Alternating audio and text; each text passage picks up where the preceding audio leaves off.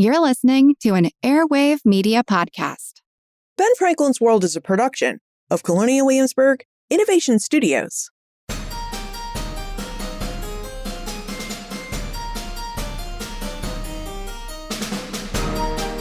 Hello, and welcome to episode 365 of Ben Franklin's World, the podcast dedicated to helping you learn more about how the people and events of our early American past have shaped the present-day world we live in. And I'm your host, Liz Covart. Our summer 2023 road trip continues. It's time to return to our boats and sail to our last destination, Prince Edward Island. Naturally, this is going to take us a long time because while the driving distance between the LaPointe Krebs House and Museum in Pascagoula, Mississippi is approximately 2,100 miles, our road trip is by boat this year, which means we need to sail from the Gulf of Mexico around the Florida Peninsula, then north along the entirety of the United States East Coast, and then around Nova Scotia before we can make port in our final destination. Thankfully, we're only sailing in our minds, so we can make great time. In 2020, we met with Anne-Marie Lane-Jonah, a historian with the Parks Canada Agency.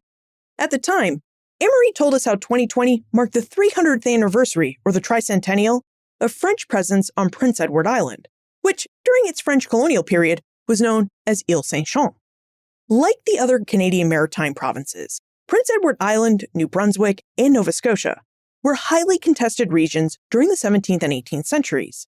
In fact, the Canadian Maritimes were among the most contested regions in 17th and 18th century North America, and this is given the way that the French and the British really fought hard for control of these areas. So why was Prince Edward Island of great interest to the French and the English? Anne-Marie helps us investigate this.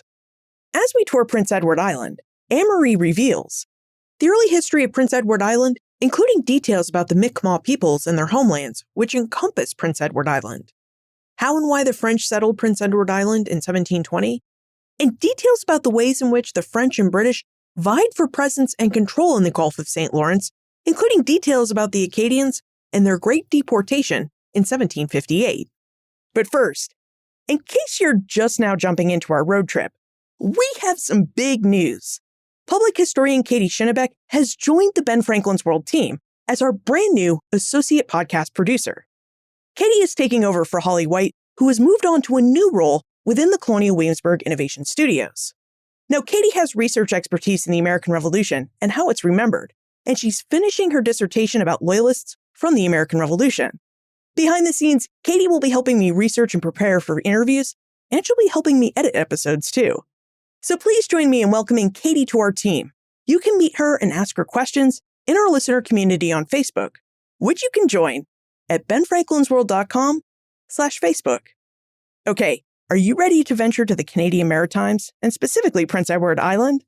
Allow me to introduce you to our guest historian.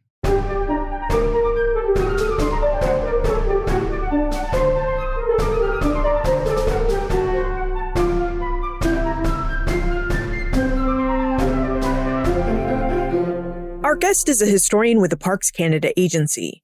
Her current work supports National Historic Sites throughout Atlantic Canada and the Historic Sites and Monuments Board. She worked at Fortress Louisbourg for 11 years, and she's the editor of the Journal of the Royal Nova Scotia Historical Society. Welcome to Ben Franklin's World, Anne-Marie Lane-Jonah.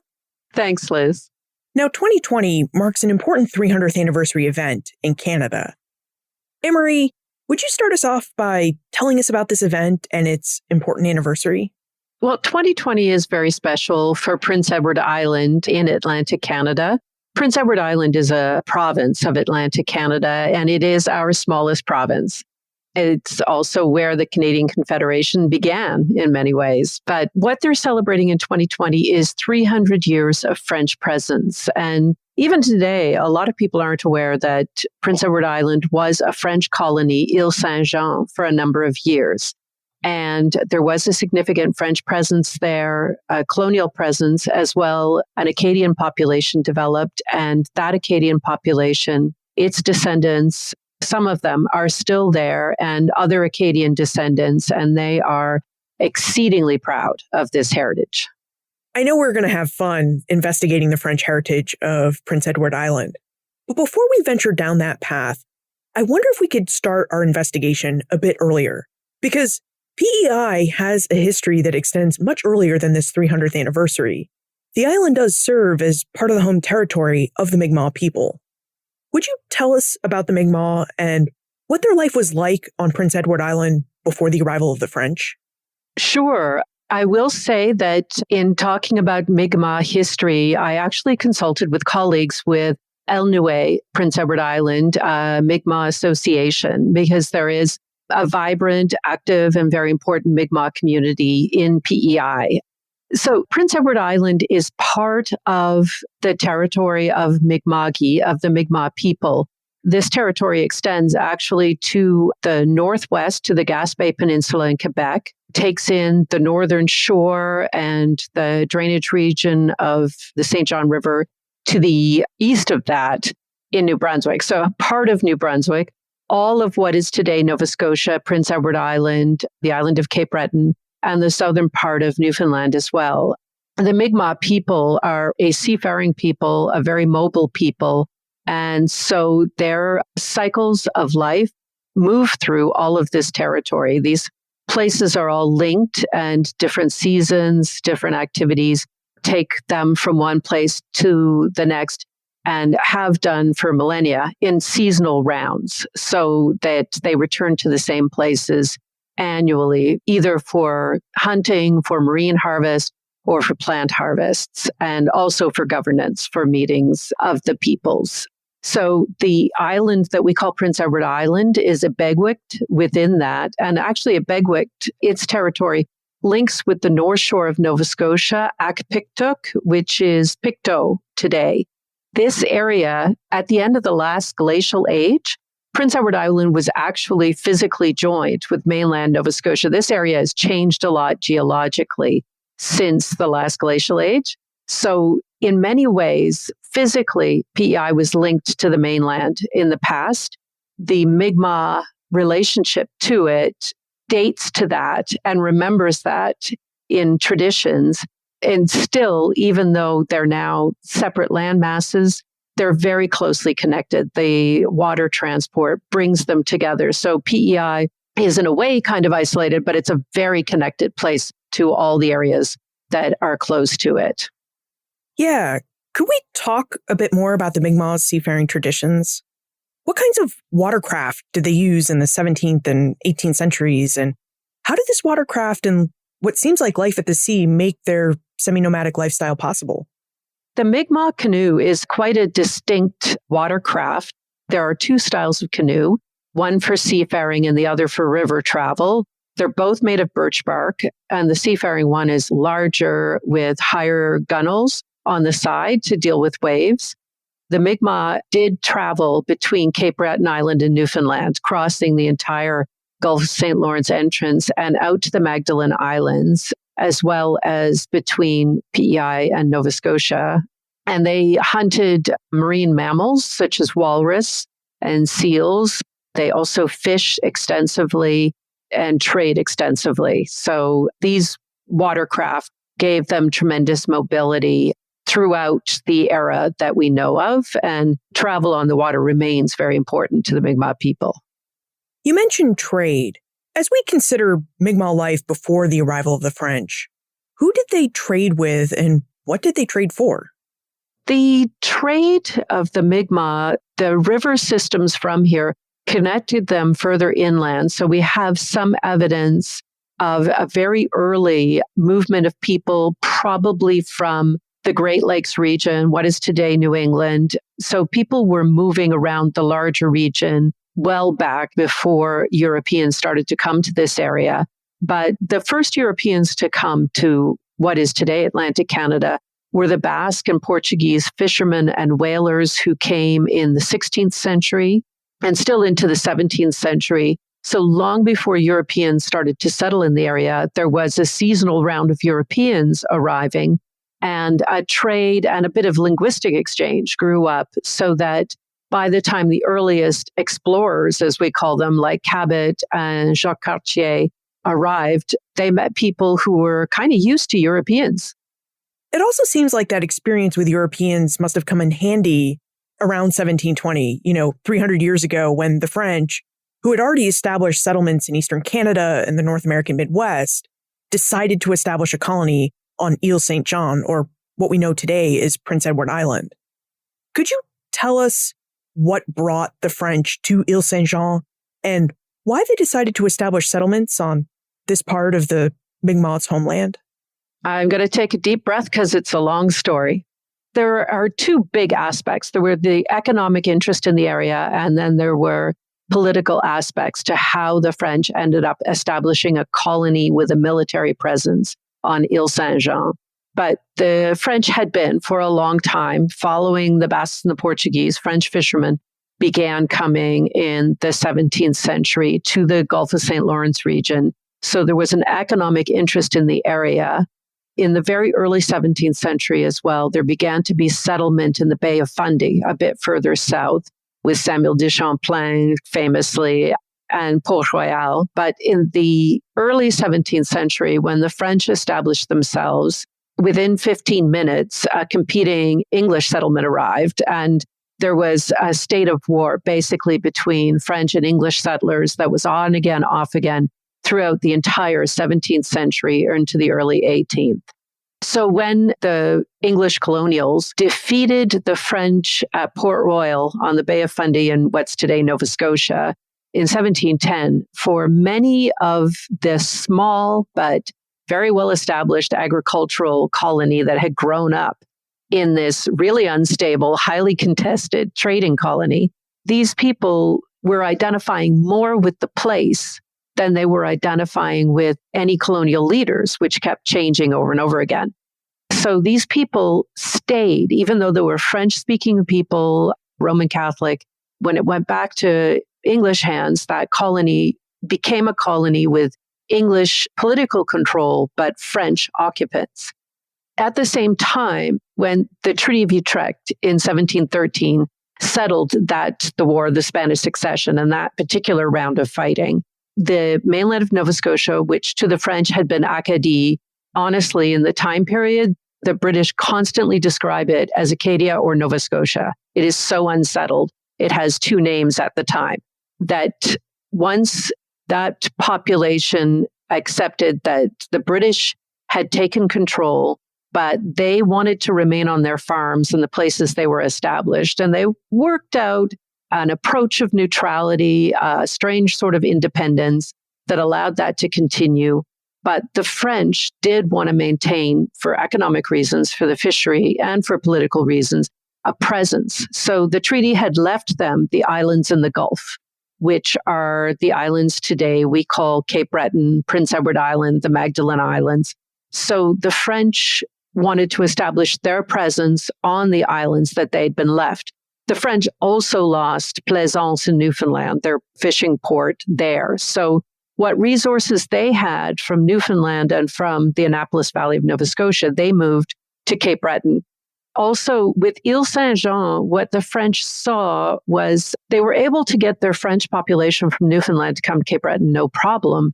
They were not able to interest their agricultural population, the colonists in the Bay of Fundy area in Cape Breton. It's not agricultural. It didn't suit them.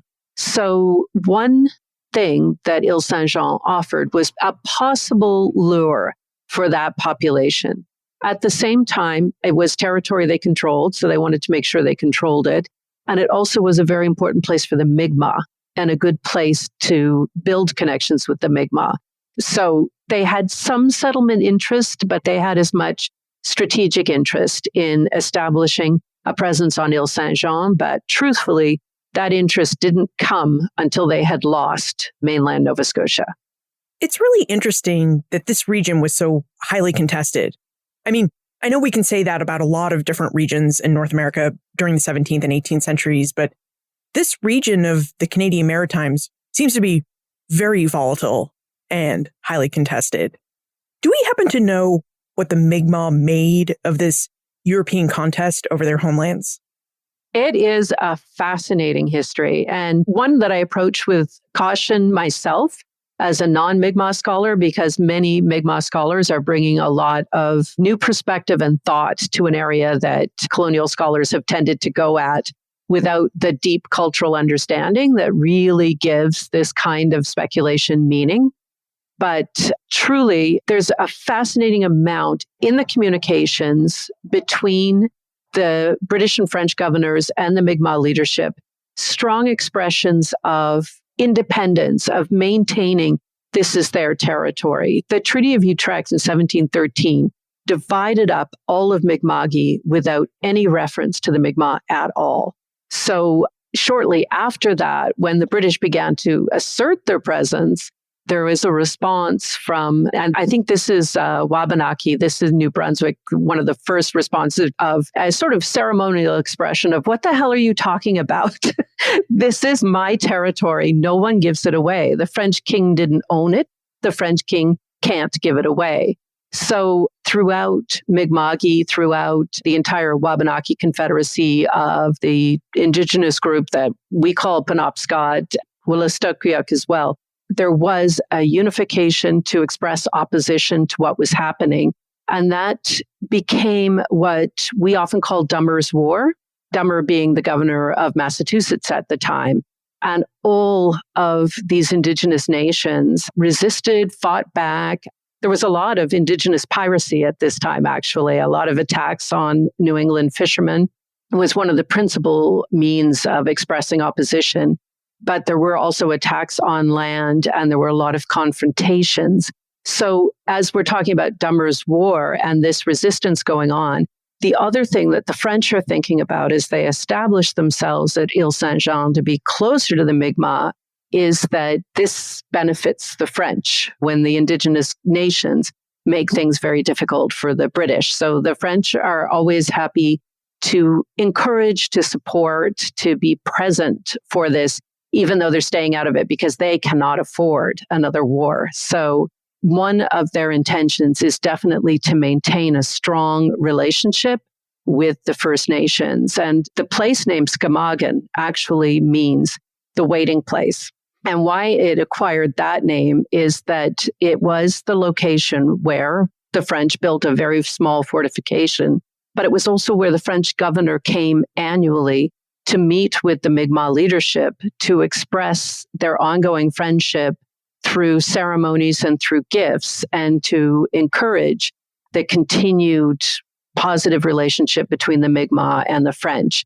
It's more complex than to simply say they were allies, because it was a constantly reinforced, negotiated, and very independent on the Mi'kmaq side relationship. But there was an ongoing diplomatic communication between the French and the Mi'kmaq. And this was something the British struggled with.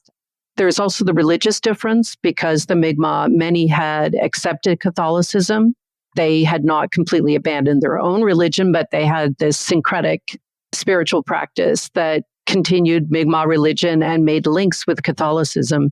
So there was a great deal more shared practice between the Mi'kmaq and the French, and shared language. The French were very good at learning Mi'kmaq. The British were not. So there are all these things that created a relationship between the French and the Mi'kmaq that did not exist between the British and the Mi'kmaq. And the British just were pros at the diplomatic faux pas. I don't want to say they had a bad attitude, but they definitely, whenever they attempted diplomacy, they really had issue with gift ceremonies. They saw it as handouts and it made them annoyed, and they were very reluctant to participate. So they did not approach this with the relationship building or respect that the French had learned they had to employ. And so the unsuccessful diplomacy between the British and the Mi'kmaq led to conflict and was something that the French could not have been anything but pleased with, that the British may have won and gained by treaty the region, but they still far from controlled it. Do you have a sense of why such differences existed between the French approach to maintaining relations with the First Nations peoples and the British approach to these relations, and why the French and British approaches were just so different from each other? It's an awfully good and huge question. I suspect that one element of the French approach may simply have been the very slow arrival of the French, that they did not arrive as a significant military force with a big political ambition. The initial French arrivals were very, very small trading forts.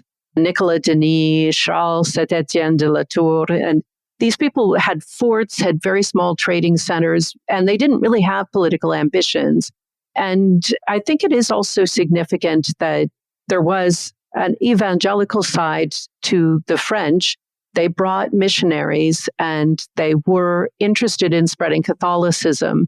It's another whole thesis of the relationship of the Mi'kmaq to Catholicism.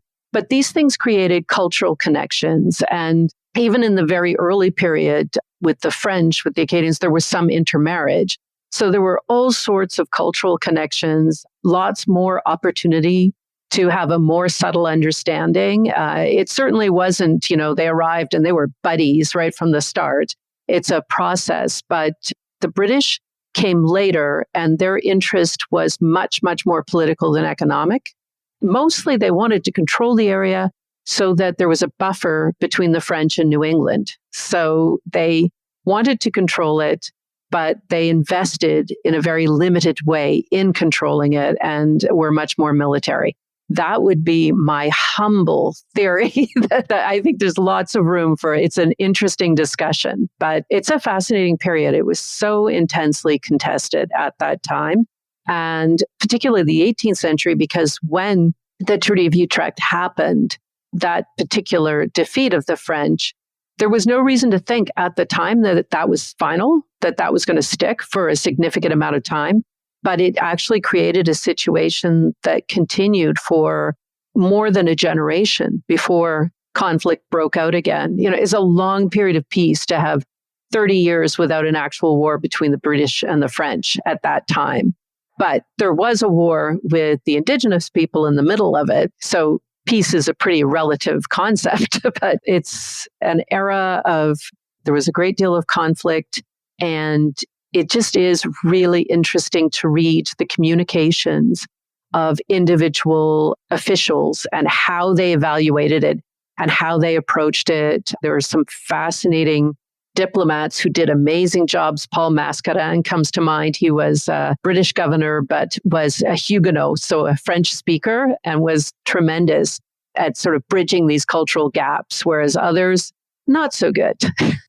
So it sounds like the settlement of Ile Saint-Jean happened during this period of great cultural, political, and religious contestation, which makes us wonder, how did the French settlement of Ile Saint-Jean develop amidst all this conflict from 1720 forward? There are two really distinct periods of development of Ile Saint-Jean. What the French did initially is they sort of undid all I was saying about their subtle bit-by-bit approach and all of that, and they reverted to the old charter party model. And they actually, when they established Ile Saint-Jean, the first thing they did was grant a charter company to the Comte de Saint-Pierre to bring immigrants and settle it. And so completely different from the Bay of Fundy, the original Acadie model of small groups building up small agricultural areas. They wanted to try to have a wealthy sponsor, somebody who was actually a courtier of Versailles, bring this group of people. It didn't work. So Ile Saint-Jean grew quite slowly as a population. There was a garrison there to hold the position. There was a commandant present for maintaining Mi'kmaq relations. There were missionaries, and there were some Acadians who did choose to move away from the British-controlled area to a French-controlled area. And there were these attempts at companies, the Comte de Saint-Pierre, and then on the east side of the island, Jean-Pierre Roman, a little bit later, who was a nut. So he tries to build this plantation. He actually had been in Saint-Domingue earlier in his career, so he's bringing skills that he had from Haiti to try to establish something. And it was very ambitious, and it was a spectacular failure. So it grew slowly and very strangely because of these attempts at charter companies, but a small and, again, very well integrated with the environment and with the existing Mi'kmaq population of Acadians did move in that direction. So up until the 1740s, you probably have a civilian population that still hasn't reached 1,000 people in a few small spots. One particularly further west, Malpec, was very close to an Indigenous community. I know of one, Pierre Arsenault, who had been at Beaubassin in Nova Scotia, and he moved there and began farming there, but was also a trader with the Mi'kmaq. So you see sort of a mix of economies coming together, but it was really, really slow growing until the 1740s. And then once again, we have war between the British and the French. And at this time, after this particular war, the fortress of Louisbourg fell. There was a period of British control, or New England control, really, but British control. But then by treaty, it was all returned to France again. And when Ile Saint-Jean and Ile Royale went back to France this time, a lot more Acadians were a lot more concerned about how this being neutral in British territory thing was working out. And you suddenly, the Acadian population is Acadians from the Bay of Fundy moving in pretty significant numbers towards Ile Saint-Jean, where they can farm, where they can live as they had, but be in French territory. So before that war, it was very small, slow growing, and some really interesting financial ventures. And then after, the Acadian agricultural population started to move towards Ile Saint-Jean, and the population really exploded. From your description, I really get the sense that if you were living on Ile Saint-Jean between 1720 and the 1740s, that life was either really boring and hard, filled with the hard work of agriculture and settlement building, or life was pretty terrifying because you really do have these periods of recurring warfare. Yeah. Well, I guess, ideas of entertainment are different in different eras. But what you would have, especially for the few groups who came from the Chignecto-Beaubassin region very early on, there was Michel Haché d'Igalland, was one of the first settlers who was Acadian, but he has sort of a long colonial pedigree. And the Arsenault, so you have some well-established Acadian colonial families who know the region well, who are choosing to establish on Ile Saint-Jean. So for them, I still think for any 18th century person, the idea that there is land available to them that could be their own is quite an astonishing concept. They approach this with communication with the Mi'kmaq. We do have evidence that generally Acadian communities, when expanding, communicated with the Mi'kmaq or would describe the territory they took as with permission from the Mi'kmaq or purchased from the Mi'kmaq. So they are moving in a way that's not going to provoke hostility or any angry reaction from the Mi'kmaq. They've got a lot of work to do. There's no question. At the same time, these guys are all really mobile, even the Acadians. Everybody's moving along the coasts. They're trading. They will encounter people from Louisbourg. They will encounter people from New England. There are a lot of people moving around. They're mixing together different economies. And at the same time, traditional culture that they've carried from France obviously endures very well because we still have so much of it. So I would not doubt for a moment that these guys all worked extremely hard, but every member of the family would have to work hard to make these things function. But it's not an isolated, absolutely unchanging existence. Like there's a lot of interaction and connection with the world in all of these places because of the mobility that comes from being maritime people.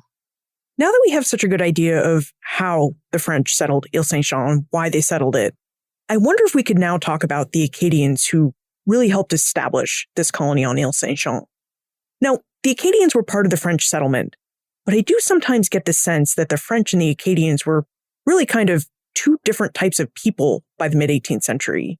Could you tell us about Acadian identity and whether there were any differences between the Acadians and the French? Particularly in the early generations, sometimes when I'm talking about this, it feels like a pretty subtle difference between Acadian and French.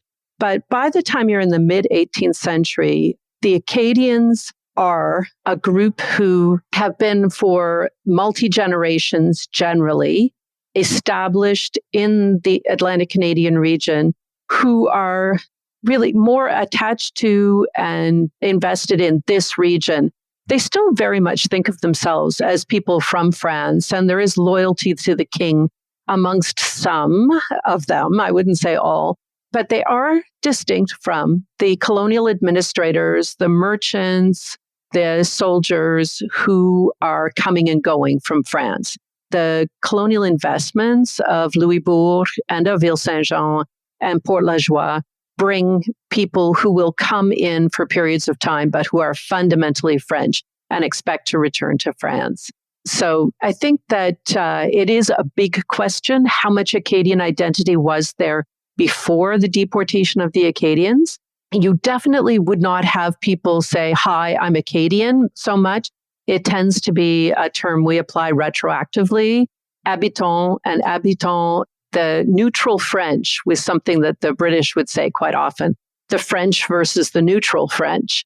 So they had terms that did distinguish this group of people, many of whom remained in British territory, but remained culturally French people.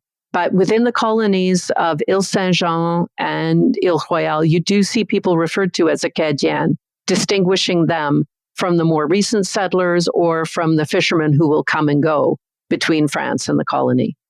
So it sounds like Acadian was really a developing form of French-American identity. Just as people in British America called themselves Americans, even though identifying as American didn't mean relinquishing a British identity. Yes, I would say that's a good analogy. Now, Anne-Marie mentioned the Grand Deportation, which began in 1758 during the French and Indian or 7 Years' War. And I want us to talk about this event. But first, I think we should take a moment to talk about our episode sponsor. And then I think we need to discuss the impact of the 7 Years' War on the French settlement of Ile-Saint-Jean. If you can believe it, the busy fall season is just about here. As summer vacations end, school restarts, and life becomes more hectic, you might be looking to save some time with wholesome, convenient meals that are ready to eat. Factor is America's #1 ready-to-eat meal kit that can help you fuel up fast with chef-prepared, dietitian-approved, ready-to-eat meals delivered straight to your door. Factor can help you save time, eat well, and stay on track with your healthy lifestyle.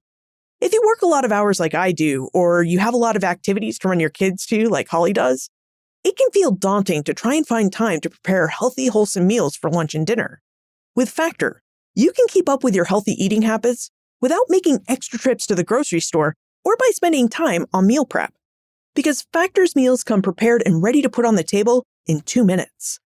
Each week, Factor offers you the chance to choose from at least 34 flavor-packed dietitian-approved meals that you can make ready to eat in 2 minutes. Factor's meals are always fresh, they're never frozen.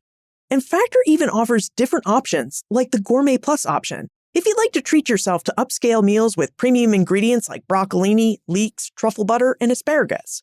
Or the Calorie Smart option, where dietitians have prepared delicious meals that have 550 calories or fewer per serving. There's also a Protein Plus option, with meals that contain at least 30 grams of protein per serving. Head to factormeals.com/BenFranklin50 and use code BenFranklin50 to get 50% off. That's code BenFranklin50 at factormeals.com/BenFranklin50 to get 50% off. I'll also include a link and the discount code in the show notes. Anne-Marie, would you tell us about the impact the 7 Years' War had on the French settlement of Ile-Saint-Jean? Absolutely. I mean, the 7 Years' War, which technically was declared in 1756, but which began in this region absolutely in 1755 or even earlier, some would argue 1750. This war completely reshaped the region. And I mean, for Canadians, the 7 Years' War is the war that in 1759, Quebec fell. So it is the war that brought about the fall of New France. And the deportation is part of that. The deportation I would describe as taking place between 1755 and 1762. A lot of people understand it, especially if they are fans of Longfellow or have visited Grand Pré in Nova Scotia. The 1755, it's even the name of a band. It's a very well-known date. That was the principal year. But it was a process that actually continued for multiple years. So as I'd been describing, this group of people were culturally French. striving to be neutral, living in British territory, which at any time is tricky in the 18th century, is an incredibly ambitious political goal to have it be accepted that one would live in an area. And basically, the neutrality that they strove to have was that they were willing to swear an oath to the British king of loyalty as long as they did not have to agree to take up arms. And as far as kings were concerned in the 18th century, that's kind of what the people are for, is they're there to take up arms if you need them. So they actually managed to pull that off for a number of years for different reasons, mostly that the British didn't have the forces in the region to force them to do otherwise. And they produced a lot of very useful food. So they managed to get away with being neutral for a number of years. But as I mentioned, when war broke out in the 1740s, then they were truly caught. Some of the neutral French supported the French cause when the French attacked the British at Annapolis Royal. Annapolis Royal did not fall. The fortress of Louisbourg did fall, Louisbourg, to try to stick to the French pronunciation, but was returned to the French. So any tensions that had been below the surface that had been managed were now exploding in the late 1740s. As I'd said, many Acadians did flee to Ile-Saint-Jean. So one of the things was there was a border dispute between the French and British in this region, very close to Ile-Saint-Jean at the Strait of Chignecto, which joins Nova Scotia to New Brunswick today, and actually recently just became a patrolled border again because of COVID-19. There had been no patrols on that border for centuries, and suddenly they're back. But this border dispute that erupted in this area, again, the Acadians found themselves caught. The Mi'kmaq also were brought back. They had managed to, after Dummer's War, negotiate and achieve a peace and friendship treaty with the British that had terms for how they would coexist. Everything fell apart post the War of Austrian Succession, and the British returned really with a resolve to take control of the region. And this resolve to take control of the region meant that everything that had been allowed to kind of keep going, even though it was kind of an odd situation, anything that the Mi'kmaq had negotiated for coexistence that they felt would continue into the future, all suddenly became in dispute again. And when the war broke out, the British sent troops, the French sent troops to Chignecto. The Acadians and the Mi'kmaq resisted. There was a very long standoff at Chignecto. Really, all of the troops arrived in 1750. The siege of the French fort Beauséjour happened in 1755. So for 5 years, there was this standoff of British and French troops, Acadians absolutely caught in the middle, Mi'kmaq at the ready, resisting the British at every possible turn. And once the war seemed inevitable, what happened in 1755, in fact, was the British decided they were going to attack Beauséjour, end this standoff. They brought 2,000 troops from New England, and it took them 3 days to defeat Beauséjour. When they defeated Beauséjour, they were very convinced that the Acadians had been supporting the French. They were very frustrated with that situation that it continued. And they also had 2,000 troops that hadn't had to work very hard. So they had the resources available. And this was a decision taken without the support of the Board of Trade, without the support of the British Crown. The Lieutenant Governor of Nova Scotia decided to use these resources to deport the Acadian population once and for all. So that began, and actually July 28th was the 265th anniversary of that decision, that the British decided to take this drastic step to end this strange situation that had persisted really since 1710.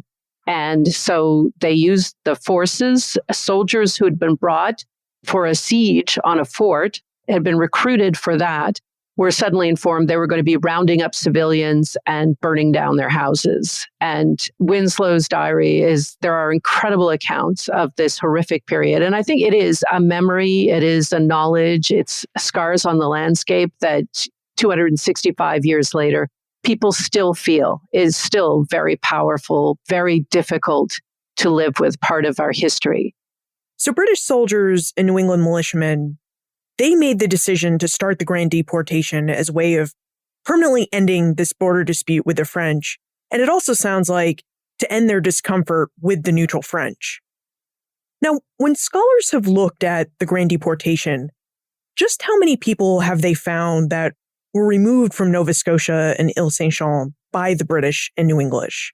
And where did the British and New English send the Acadians or neutral French?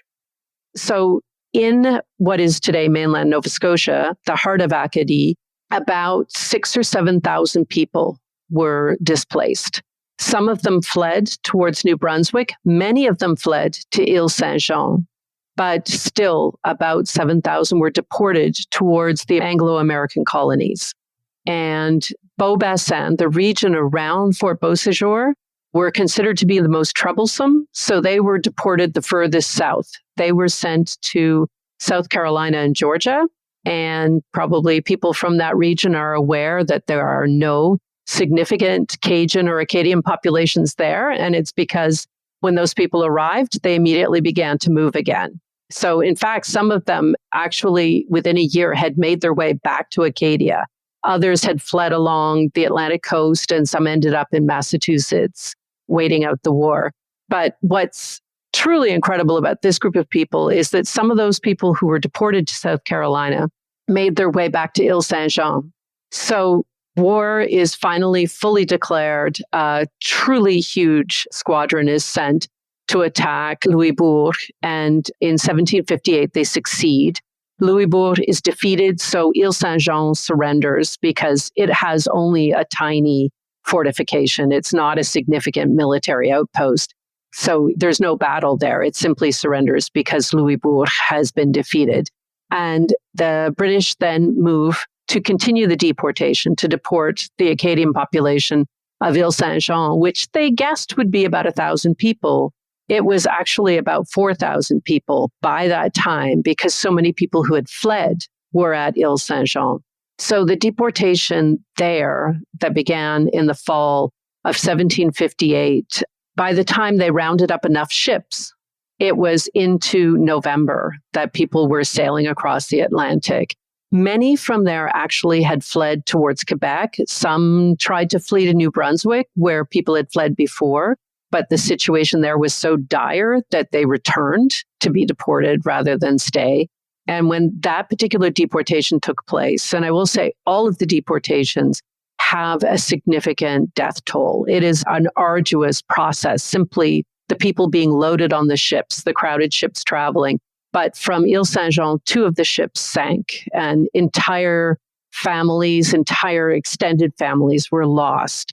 The family name Noel is one that I know of that people say that all of the family was lost in this. At least 600, probably more, were lost in those 2 ships sinking. And the rest of the civilian population there, this deportation did not head towards the American colonies because it was a French colony that was defeated. They were deported to France. So this group of people went to Saint-Malo in France and went to the west coast of France, where they then, having never seen France in their lives, many of them, their parents had never seen France. It was many generations removed. So they had language ties, cultural ties, they understood each other, but still it was a very foreign place.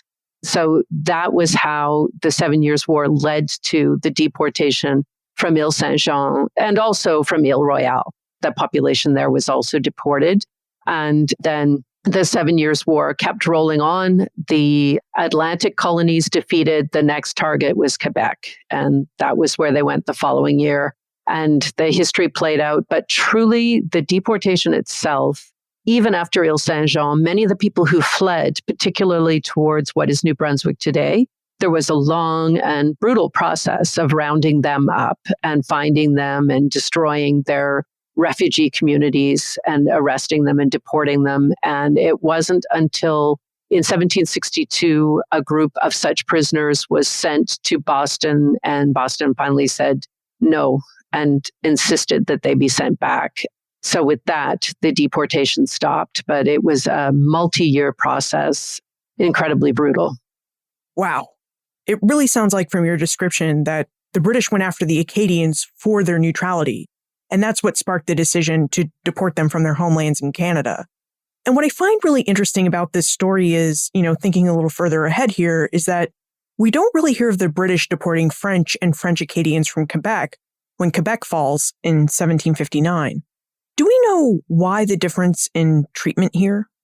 Yeah, it is quite interesting how differently those two things played out. And I will say, I know that some people have researched the communications and thought about it a lot more than I have, but I am aware that truly it really partially is the Acadian experience and the size of the colony of Canada that will become Quebec, that it's realized immediately that it's just impractical. They can't do it. It's just unthinkable. It's much, much larger population, and it would be unimaginably catastrophic. So they recognized with that, and it began a real shift. I mean, the Acadian deportation was quite a horrifying undertaking, and many of the people involved in it, many of the people who are writing journals and accounts are really unhappy to be part of this. So I can imagine voices like, this is unthinkable to try. They definitely treated the population of Canada quite brutally. And a lot of homes and farms, et cetera, were destroyed in 1759, as well as the siege. But they did not make that decision.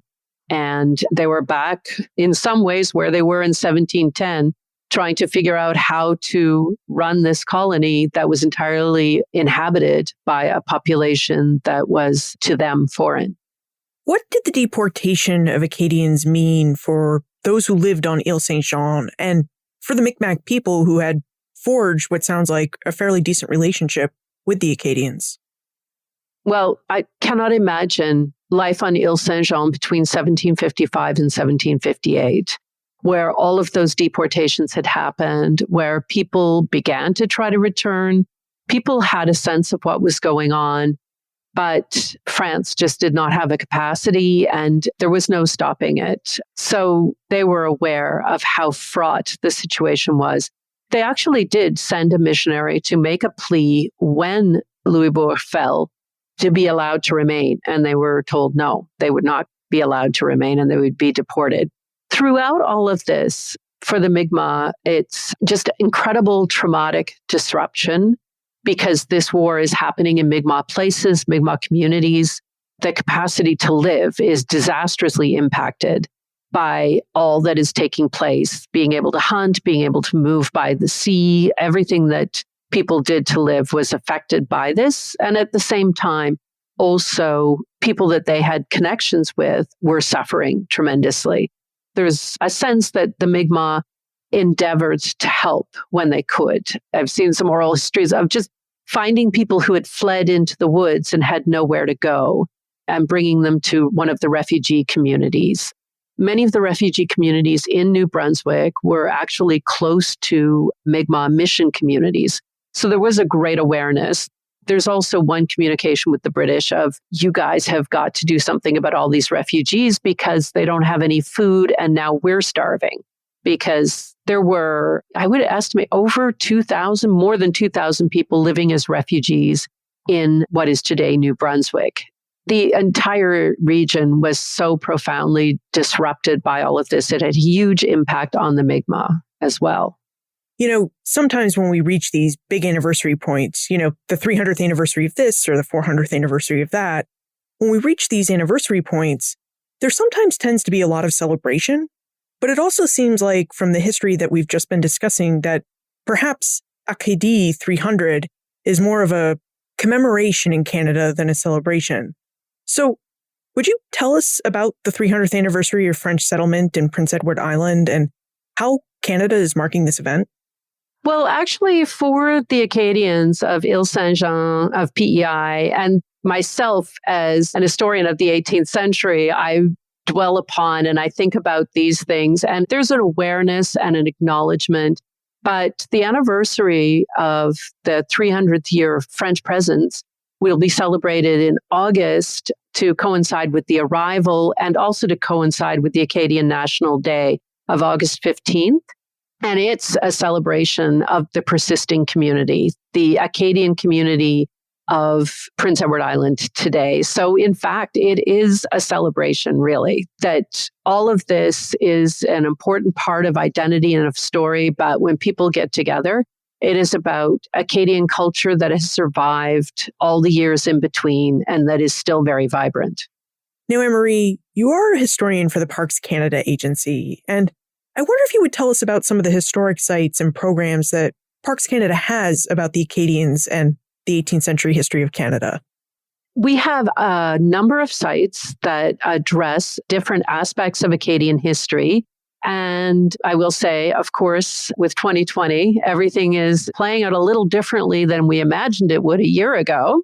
So for starters, it does mean for people who are unable to travel, there is a lot of online presence.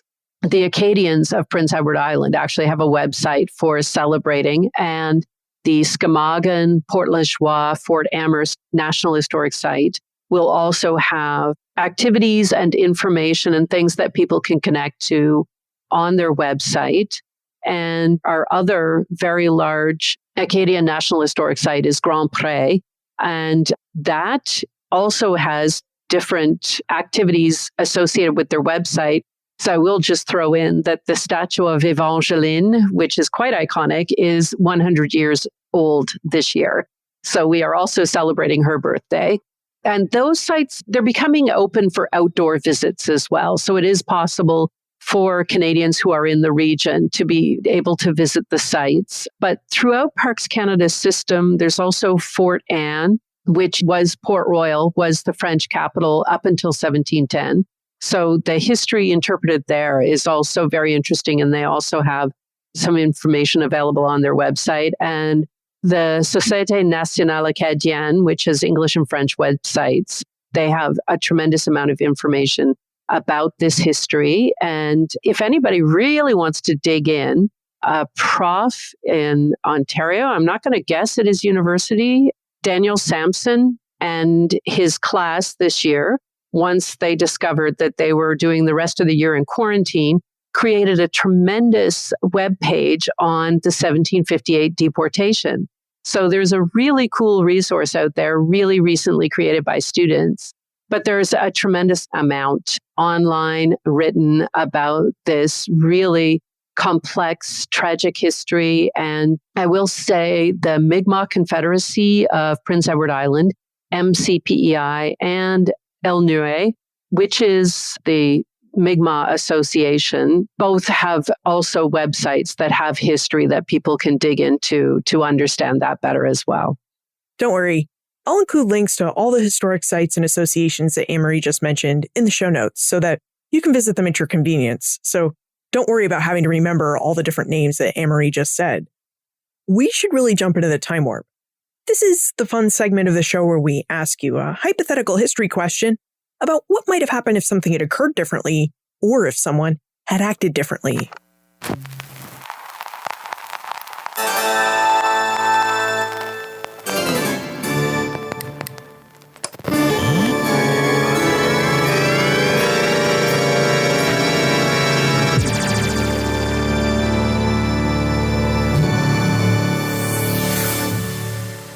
Anne-Marie, in your opinion, what might have happened if the French had retained control of Ile Saint-Jean and won the 7 Years' War? How might the history of Prince Edward Island and Maritime Canada be different? I can kind of feel some people out there with broad smiles on their faces right now. But it's such an interesting question because there were so many external factors that drove French and British behavior at the time and had such an impact on this region. But on the other hand, it's one colonialism or another colonialism. So how profoundly different would it have been in the region, really? Because the British and French were incredibly active when they were fighting with each other, and then were both fairly negligent when they weren't fighting with each other over the region. So that the people who stayed and the Mi'kmaq really were more driving what happened in the region. It certainly would have been utterly different because for the Mi'kmaq, the loss of French presence had a profound effect on the relationship with the British. It was a process that took quite a long time, but perhaps the 19th century would have played out a great deal differently. My French would be better. But in a sense, it is like one colonialism for another. So how that would have played out for the people in the region, which I'm really struck that when I'm working on exhibits and when we're working on presenting the history, that the people that I'm working with are Acadian and Mi'kmaq, and there aren't any British or French really around much.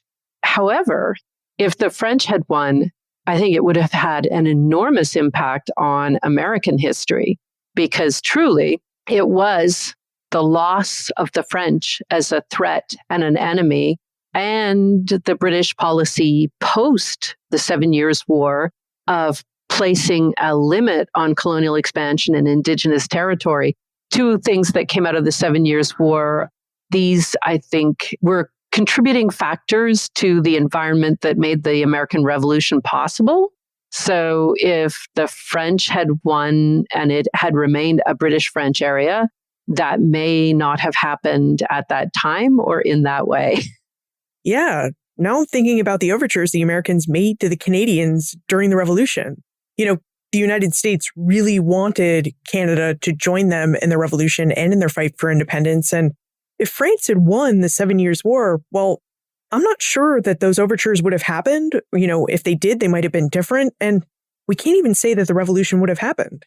Yes, the Americans were always deeply nervous of the French in any location. The French were perceived as an enormous threat, whether or not they actually were. So sort of that, we don't need the British attitude may have been a little different. Now, before we conclude, does Parks Canada have any exciting exhibits or events coming up for post-COVID times, or maybe some virtual events that we can look forward to and participate from home? We do have a lot happening online right now, but we have been working really hard on exhibits, and we'll keep working on exhibits. We are going to have so much for people to do when they can. The Halifax Citadel, which is a major historic site, will be opening a new exhibit very soon that really addresses in a very broad way the impact of the British presence on the region. So it's a really in-depth, broad view that has been developed working closely with the Mi'kmaq. So there's original art as well. So it's a very visual, it's going to be a very cool exhibit.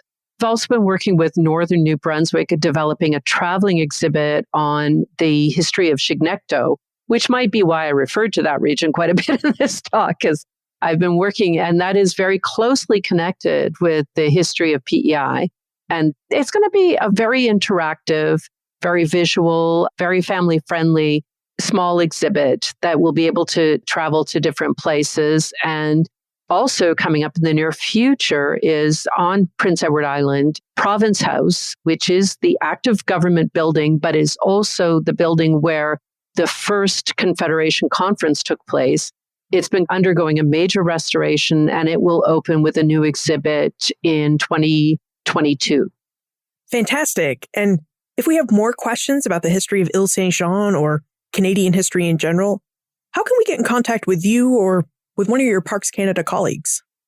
Truly, if you simply Google Parks Canada and then look for info and then ask your question, our trusty web folks will make sure that it gets directed. If you just say, I want to talk to an historian about this, it will get sent to one of us for sure. Anne-Marie Lane Jonah, thank you for speaking with us and for taking us through the history of Ile Saint-Jean and the grand deportation of the Acadians. It's been a pleasure. Thank you so much for the opportunity. Long before the French and British arrived in the Gulf of St. Lawrence, the Mi'kmaq people enjoyed a fruitful, seafaring life that allowed them to live across parts of Quebec, New Brunswick, Nova Scotia, Prince Edward Island, and Newfoundland. These seafaring traditions placed the Mi'kmaq in a position to meet the Basque and Portuguese fishermen who came to fish in their waters, which means that by the time the French arrived in what was then New France and what is now Eastern Canada and the Canadian Maritime provinces, the Mi'kmaq were fairly used to Europeans.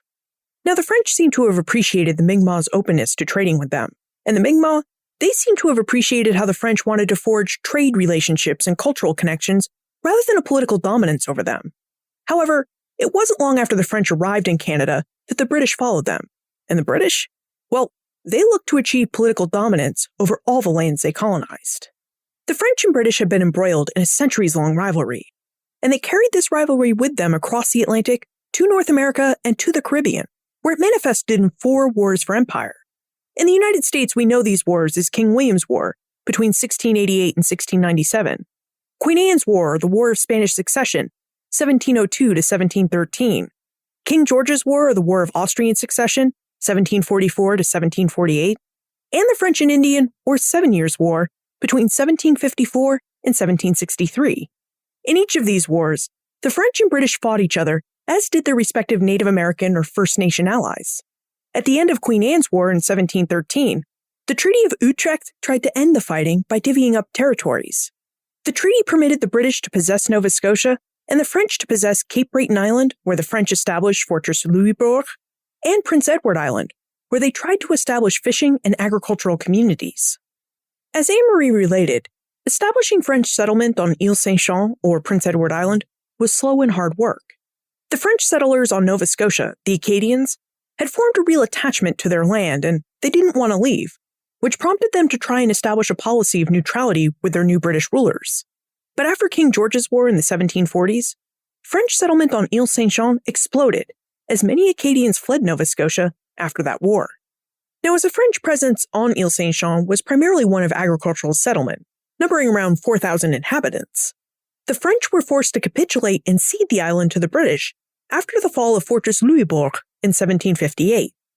With a quick succession of military victories under their belt, the British had the manpower and the time to do something they had wanted to do since 1713, and that was to rid their Canadian territories of the French.